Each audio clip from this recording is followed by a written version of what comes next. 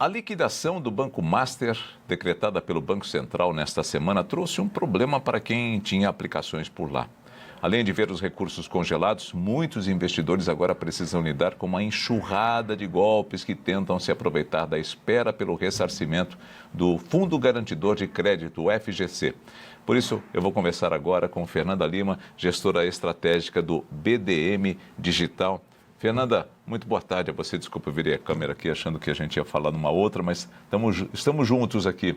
Boa tarde, Fernanda. Bom dia, Fernanda. Tudo bem? Bom dia, tudo jóia, Nelson? Bom dia a todos aí da Band.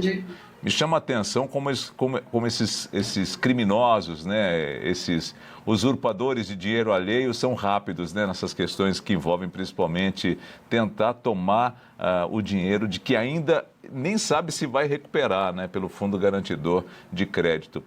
Vamos começar aqui pelo básico, né? O que é o Fundo Garantidor de Crédito, Fernanda? Bom, o Fundo Garantidor de Crédito, ele é regulamentado aí pelo Conselho Monetário Nacional. Exatamente, ele é o local para explicar, né, para o pessoal que tem menos familiaridade, é exatamente o local onde os bancos depositam o dinheiro para ter algumas operações garantidas. Então, o que acontece? Antes de toda essa situação com o Banco Master, até 75% das operações bancárias, elas eram garantidas por esse fundo garantidor. Agora, houve uma diminuição de 75% para 60% e qualquer operação acima desse valor, o banco ele vai ter que colocar mais dinheiro ali para que essas operações bancárias sejam garantidos. Além de, mensalmente, eles também terem que fazer um aporte, e esse aporte agora, a partir de 2026, ele vai ser dobrado. Então, algumas operações como CDB, LCI, LCA, eles têm esse fundo garantidor que garante esse investimento, mas ele tem um limite. E acho que foi um dos grandes aprendizados. Muitas pessoas alegaram não saber disso aí, né? Existe um limite de R$250 mil por CPF ou CNPJ que é garantido por esse fundo nos investimentos aí do pessoal. Fernanda, é por CPF ou CNPJ e também por instituição financeira, porque às vezes você aporta volumes num determinado banco, numa determinada instituição, é isso, né? Não é no global, né? Exatamente. Então, se eu tenho uma conta, por exemplo, eu tinha uma aplicação no Banco Master, eu vou ser garantido ali R$250 mil.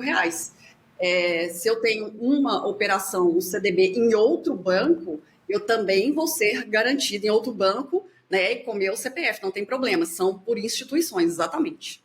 Aproveitar a tua expertise em digital, em banco digital, exatamente porque é aquilo que apareceu recentemente que eu digo assim, há poucos anos, né, e chamou muito a atenção pela facilidade, pela competência em trabalhar de uma forma remota e oferecendo bons serviços.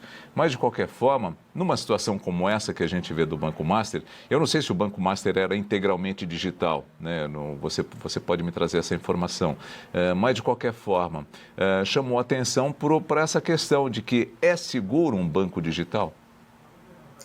Olha, os bancos digitais hoje, eles são muito seguros. Claro que existem parâmetros que nós precisamos saber antes de fazer alguma aplicação. Mas, inclusive, existem bancos aí listados no nosso Banco Central, a gente pode fazer essa consulta. Existem bancos aí que ficaram muito populares justamente nessa corrida por bancarizar, né? Por que houve essa corrida aí pelo digital? Para bancarizar as pessoas. A gente vive num país que tem um território gigantesco, cidades remotas, e não seria viável a gente ter agências físicas em todos os locais. Então, realmente, essa facilidade, ela veio para que as pessoas tivessem mais acesso ao nosso sistema financeiro. Mas é claro que tudo tem o outro lado. Nós começamos aí com os bancos digitais, com isso veio toda uma gama de segurança junto, porque justamente nós vemos, né, sempre existe uma brecha, um jeito de fazer alguma coisa que não é lícita ali dentro. Então, todo o sistema de segurança vem junto. Lembrando que os bancos tradicionais aí, que têm agências físicas, hoje em dia, eles são muito digitais também.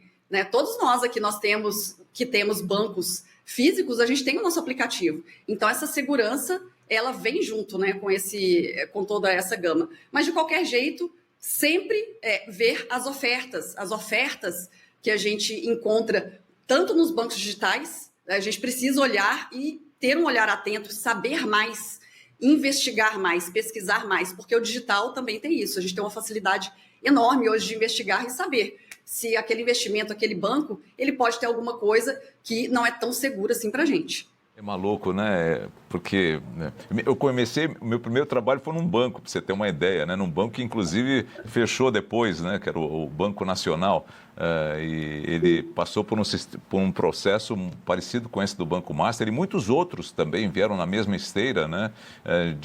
E naquela época o governo Fernando Henrique, né? Eu sou anterior a isso, mas na época o governo Fernando Henrique, você vai se lembrar disso, não pela idade, mas pela história, ele criou um sistema de ajuda aos bancos, de socorro aos bancos, se não me engano era Proerd, alguma coisa assim, nessa linha. Enfim, então, os bancos sempre foram suscetíveis a esse tipo de problema. A gente tem como identificar, a gente leigo aqui do outro lado do balcão, tem como saber se a gente pode passar por um problema desse? Porque a gente vai lá e confia naquele banco digital, naquele banco físico, eu confio naquele gerente que me falou invista nisso, invista naquilo. Enfim, a gente tem como se precaver? Sim, a precaução é exatamente a consulta prévia, a gente fazer essa consulta nos órgãos responsáveis. Então, assim, existem indicadores que são muito importantes, os indicadores financeiros, né? A capacidade dessa instituição, por exemplo, absorver perdas, uma solidez patrimonial, isso tudo a gente consegue pesquisar.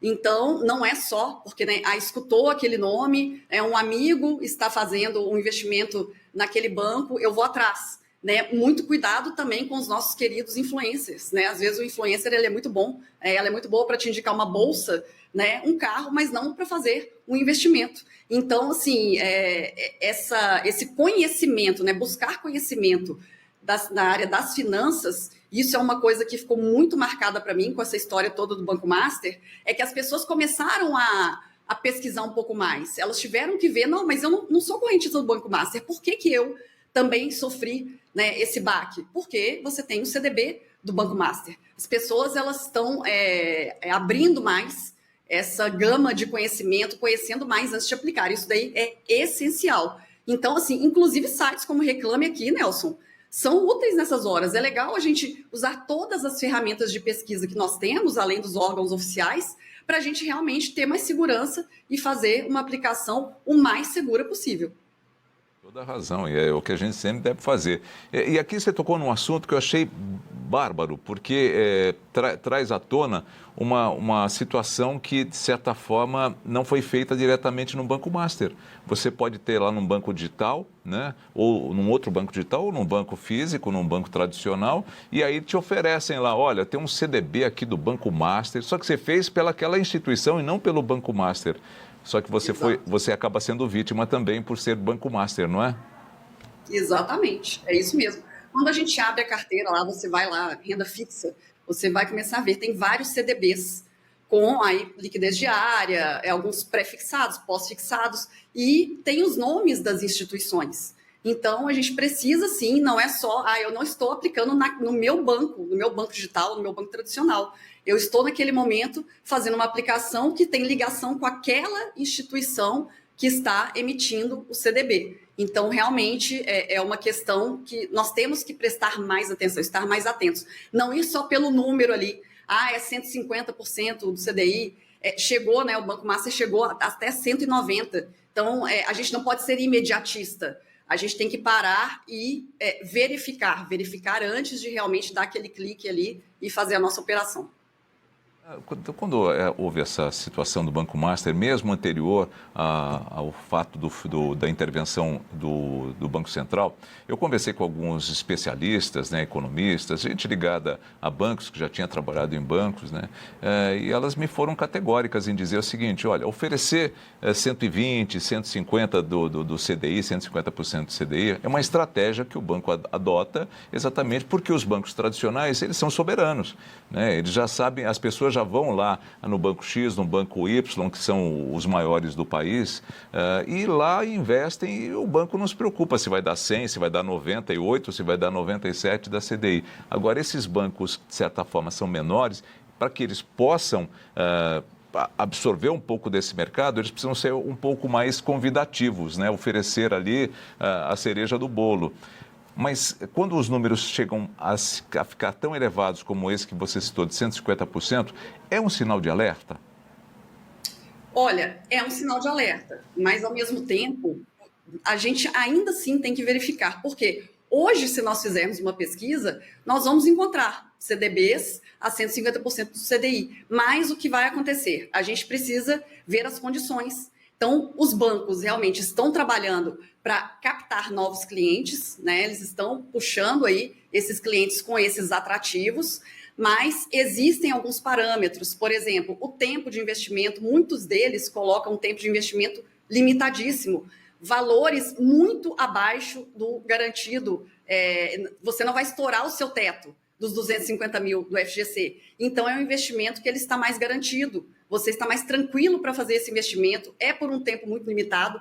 E o público é muito limitado também. Alguns colocam, inclusive, mínimos para esses investimentos, que são mínimos que a gente já sabe que não vai atingir a maioria da população.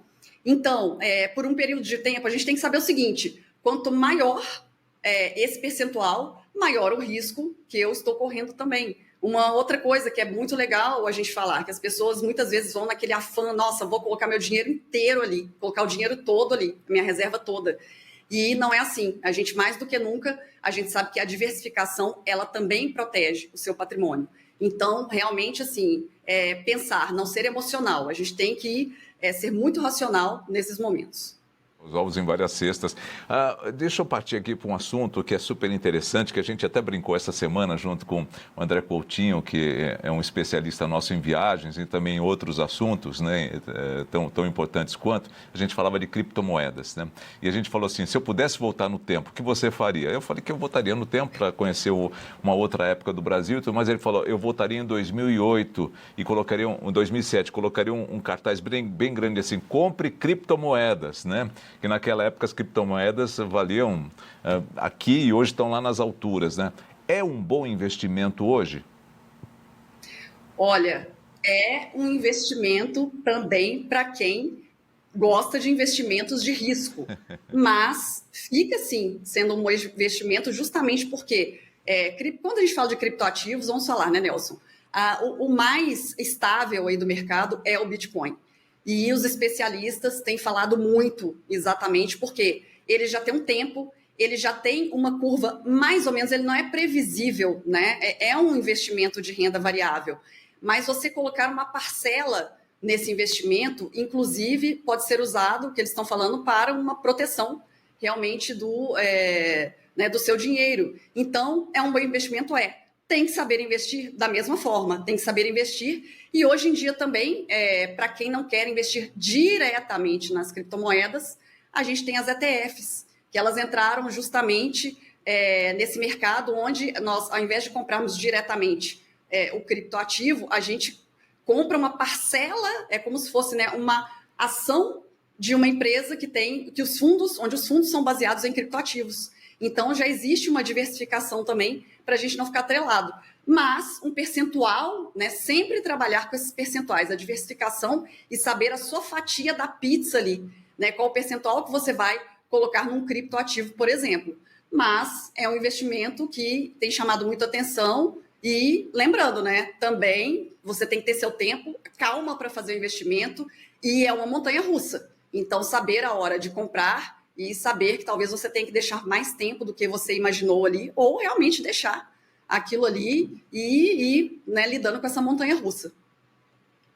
Seguir, não, porque a minha montanha-russa só tem queda, viu? Toda vez que eu me aventurei, a minha só tinha aquelas quedas enormes, assustadoras, né? Fernando, eu preciso encerrar, mas eu preciso perguntar uma coisa aqui rápida. A gente falou de criptoativos, a gente falou de CDBs, ou seja, esses investimentos tradicionais. Eu queria perguntar a você, para encerrar, criptoativo, esses investimentos tradicionais, tesouro direto, que mais que a gente... e ações. Os únicos que estão seguros seriam o Tesouro Direto, CDBs, LDBs, seriam apenas esses pelo Fundo Garantidor de Crédito. Criptoativos e ações, nevermore, né? Não, nevermore não. Né? A gente tem que ver sempre olhar as instituições. Nós temos instituições aí, nós temos fundos imobiliários, nós temos as ações de instituições muito boas, inclusive nós temos ações de bancos que são muito tradicionais. Então, verificar, de novo, é a fatia da pizza. Aquele percentual que você vai colocar em uma ação, conhecer o seu perfil de investidor. O perfil de investidor é importantíssimo, Nelson, justamente para eu saber daquele valor mensal que eu tenho, quanto eu vou colocar em cada pedaço dessa fatia. Eu preciso daquilo ali imediatamente, daqui a um mês eu vou precisar daquele dinheiro. Então, eu não vou poder aplicar numa ação, no fundo, em um criptoativo. Eu vou ter que pegar um investimento mais tradicional. O famoso fundo de reserva, o fundo emergencial que nós temos, é melhor colocar em uma renda fixa, porque ali a gente vai ter um acesso quando a gente precisar, né? E não colocar em fundos fantasiosos, obviamente, que pode ser que você não tenha nem aquele dinheiro quando você precisar. Então, sempre é a diversificação. São os ovos, né? Bem lembrado aí, é o que é tradicional. A base continua a mesma. A diversificação, colocar os ovos aí, né, em cestas diferenciadas. E um dia você vai estar ganhando de um lado, outro dia você perde um pouquinho do outro. Podendo esperar, você vai ter esse ganho também. Então, sempre estudar, conhecer, né, procurar especialistas é ótimo, é muito bom, mas sempre quando você chega com um conhecimento prévio, você vai ficar mais seguro para também ouvir esse especialista e saber o que fazer com o seu dinheiro, porque a realidade de cada um é diferente. Ana Lima, gestora estratégica do BDM. Agora eu vou te liberar para você tomar um belo café com um pãozinho de queijo. Você é mineira de onde? Eu sou mineira de Belo Horizonte, mas agora eu estou morando em Campo Grande, no Mato Grosso do Sul. Vim fazer o pão de queijo aqui. É um pão de queijo diferente aí, né? Com certeza. Obrigado, viu, Fernanda? Um beijo para você. Bom descanso. Ótimo. Tchau. Tchau.